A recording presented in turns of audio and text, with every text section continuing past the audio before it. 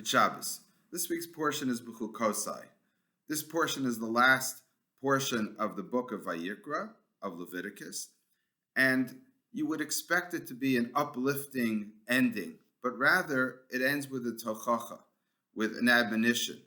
An admonition is not even a strong enough word, because what the Torah is telling us is that if we don't follow the ways of God, then there will be terrible punishment and terrible suffering amongst the Jewish people.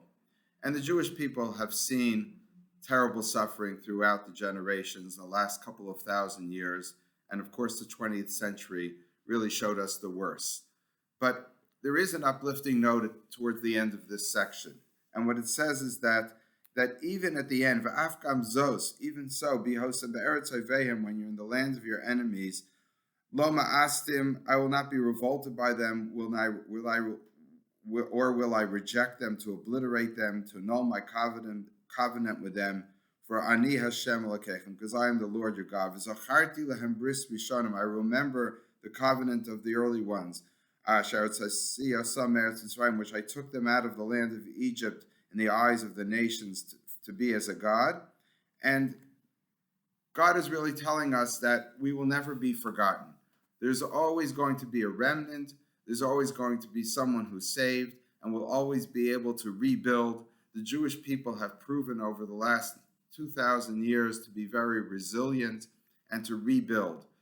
And this week's portion, interestingly, comes out the time of Yom Yerushalayim, the day which we celebrate the reconquering of Jerusalem in the Six-Day War. And there are many people who would argue that the fact that we conquered Jerusalem is not necessarily a substantial movement for the Jewish people, because we're still under the domination of the nations of the world. There's still a mosque on the Temple Mount.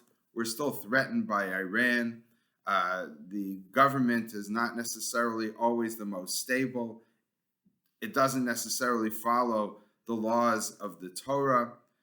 But with all that being said, I think we have to see the conquering of Jerusalem as just one possible step towards the ultimate redemption. God's promise that we won't be forgotten is also followed up by the promises that we find in the later prophets like Isaiah, which tells us that we will one day have Moshiach lead us again, the Messiah will lead us again to the land of Israel. And Maimonides talks about what you need to have someone to be Mashiach. And the Messiah, he says, is someone who fights the Milchamas Hashem, fights the wars of God, will cause the Jewish people to follow the ways of the Torah, will gather in the Jews from all the different lands of the earth, and will rebuild the temple. Now, obviously, we don't have all of those conditions, and we don't have them in the order that Maimonides sets out. But Maimonides also says we don't really know what's going to happen. The idea is that we have to look towards a time where everybody will be believing in God and following the Torah and living on peace on earth. Do we have that yet? No, it's far from that. But the steps could be, as I've said different times, in a naturalistic order, and maybe not in the same order as Maimonides said. But we have fought the Milchemes Hashem. We have fought the wars of God. The wars of God are to conquer the land of Israel. The other wars of God are wars of defense. In the last 75 years, that's exactly what the Jewish people have done in the land of Israel. And the conquering of Jerusalem, although we still don't have complete control over the Temple Mount, and we're far from rebuilding the temple and reinstituting all of the laws of the Torah, we really have done the other parts, which are kibbutz golius. We've drawn in people from all over the earth. Now, we still only have about half of the Jewish population of the earth in the state of Israel, but that's much more than there has ever been. The fact that we've actually reached about a majority of the Jews that live in Israel is amazing. And the rest of the Jews, I've said at other times, live mostly in countries, or almost all in countries which are benevolent countries, whether it's the United States, Canada, Australia, England, Western Europe. Ukraine seems to be causing a problem now. But generally speaking, we're in good hands. And therefore, do we have a Mashiach? Do we have a king? No, we have a government. Is the government following the laws of the Torah? Not exactly. But does the government have religious parties that are involved in the parliament, not in the government right now? Yes, they do. Is there some movement towards keeping the laws of the Torah, whether it's Shabbos, kosher, even the laws of Shemitah, the seventh year? There's a movement towards there.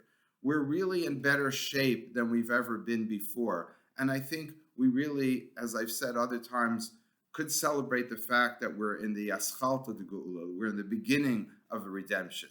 Whether it will turn out that way, we don't know. Jewish history has many false messiahs.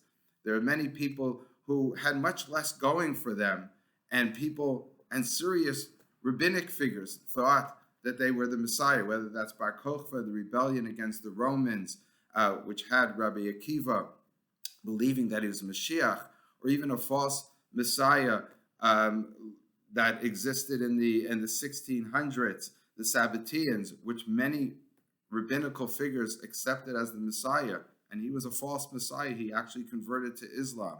It was actually caused a lot of devastation in the Jewish world because of that belief.